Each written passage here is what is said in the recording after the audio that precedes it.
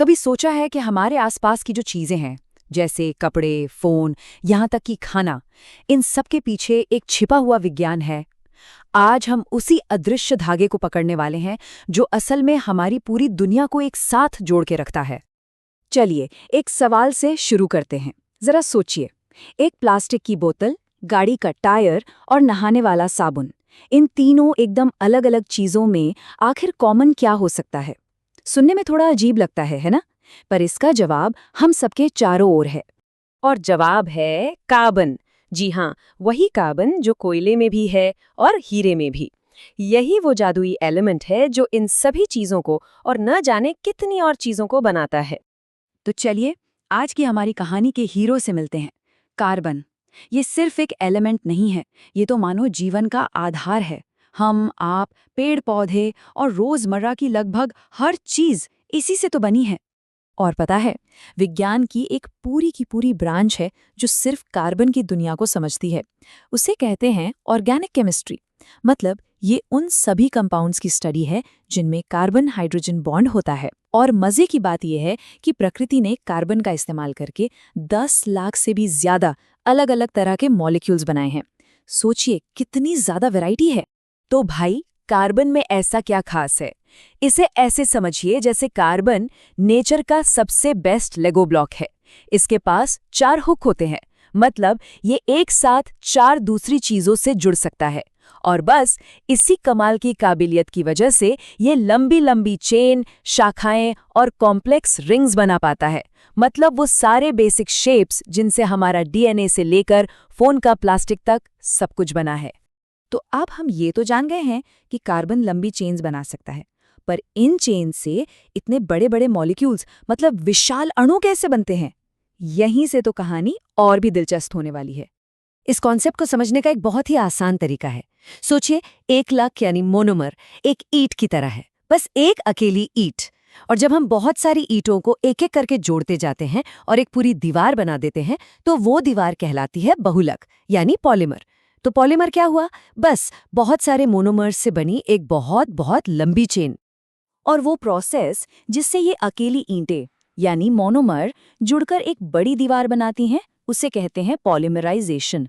ये केमिस्ट्री का अपना तरीका है, छोटे छोटे ब्लॉक्स से बड़ी बड़ी और मजबूत इमारतें बनाने का। और हमारी रोज की जिंदगी तो इन पॉलीमर्स से भरी पड़ी है। जो आम प्लास्टिक की थैली हम इस्तेमाल करते हैं वो पॉलीथीन है, जो कि असल में एथीन नाम के एक छोटे से मोनोमर की एक लंबी सी चेन है। और वही बात पीवीसी पाइप्स पर भी लागू होती है। इससे पता चलता है कि कैसे छोटे छोटे एक जैसे मॉलिक्यूल्स को जोड़कर बिल्कुल नए और काम के मटेरियल्स बनाए जा सकते हैं। चलिए, अब इन बड़े बड़े मॉलिक्यूल्स के कुछ और कमाल के उदाहरण देखते हैं जो हमारी जिंदगी में हर जगह हैं। प्लास्टिक से लेकर नॉन स्टिक पैन तक पॉलीमर ही पॉलीमर हैं। अरे, टेफ्लॉन को ही ले लीजिए। नॉनस्टिक पैन पर जो चिकनी सी परत होती है ना, वो असल में एक पॉलीमर ही है। इसकी बनावट ऐसी है कि ये दूसरे मॉलिक्यूल से दोस्ती ही नहीं करना चाहता, और बस इसीलिए खाना उस पर चिपकता ही नहीं। और कार के टायरों का क्या? देखिए, जो नेचुरल रबर होता है वो भी एक पॉलीमर है, लेकिन अपने असली रूप में वो काफी नरम और चिपचिपा होता है।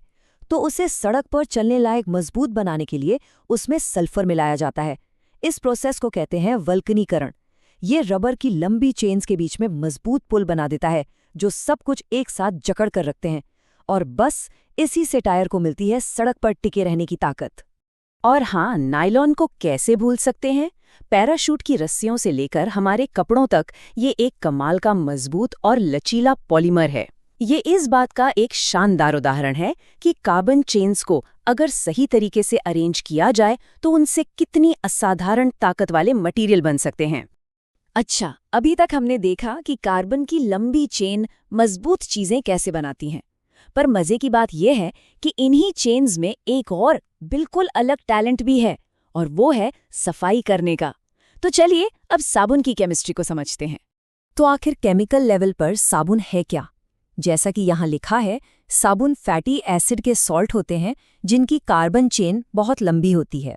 अब ये सुनने में थोड़ा मुश्किल लग सकता है, पर इसे ऐसे समझिए। साबुन का हर मॉलिक्यूल एक लंबे धागे जैसा है। इस धागे का एक सिरा जो कार्बन चेन है, उसे तेल और गंदगी पसंद है, और दूसरा सिरा उसे पानी पसंद है। और साबुन बनता कैसे है? एक बहुत ही पुरानी प्रोसेस है जिसे कहते हैं साबुनीकरण। इसमें तेल या फैट को कास्टिक सोडा जैसे किसी बेस के साथ गर्म करते हैं और इससे हमें मिलती हैं दो चीजें, एक तो साबुन और दूसरा एक बाय प्रोडक्ट जिसे ग्लिसरॉल कहते हैं। लेकिन एक बात है, साबुन हर तरह के पानी में एक जैसा काम नहीं करता। सॉफ्ट वाटर में तो ये बढ़िया झाग बनाता है और सफाई भी करता है, पर हार्ड वाटर में जिसमें कैल्शियम और मैग्नीशियम जैसे मिनरल्स होते हैं, साबुन इन मिनरल्स के साथ मिलकर एक चिपचिपा मैल बना लेता है और ये मैल गंदगी को धोने की बजाय बस तैरता रहता है। बस यही वजह है कि हार्ड वाटर में साबुन ठीक से काम नहीं कर पाता। तो हमने देखा कि ऑर्गेनिक केमिस्ट्री ने हमारी दुनिया को कितना बदल दिया है। लेकिन कहानी अभी खत्म नहीं हुई।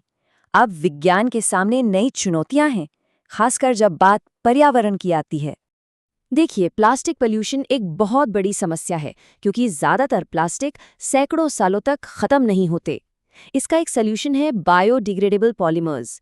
ये ऐसे स्मार्ट मटेरियल्स हैं जिन्हें बैक्टीरिया जैसे छोटे जीव तोड़कर खत्म कर सकते हैं, जिससे वो पर्यावरण में जमा नहीं होते। इसका एक बेहतरीन उदाहरण है पॉलीलैक्टिक एसिड या PLA। ये एक बायोडिग्रेडेबल पॉलीमर है जिसे मेडिकल फील्ड में घुलने वाले टाँके बनाने के लिए इस्तेमाल किया जाता है। ये टाँके ऑपरेशन के बाद अपने आप शरीर में सुरक्षित रूप से घुल जाते हैं। ये हमें भविष्य के मटेरियल्स की एक झलक देता है, ऐसे मटेरियल्स जो काम के भी हों और हमारे पर्यावरण और हमारे शरीर के साथ तालमेल भी बिठाएं। तो आज हमने देखा कि कैसे सिर्फ एक एलिमेंट, कार्बन, अनगिनत तरीकों से हमारी दुनिया को बनाता है। इसने हमारी जिंदगी को आसान बना दिया है। पर अब सवाल ये है कि हम इस ज्ञान का इस्तेमाल करके भविष्य में इन मटेरियल्स को और भी स्मार्ट, टिकाऊ और पर्यावरण के लिए बेहतर कैसे बना सकते हैं। ये चुनौती हम सबके सामने है।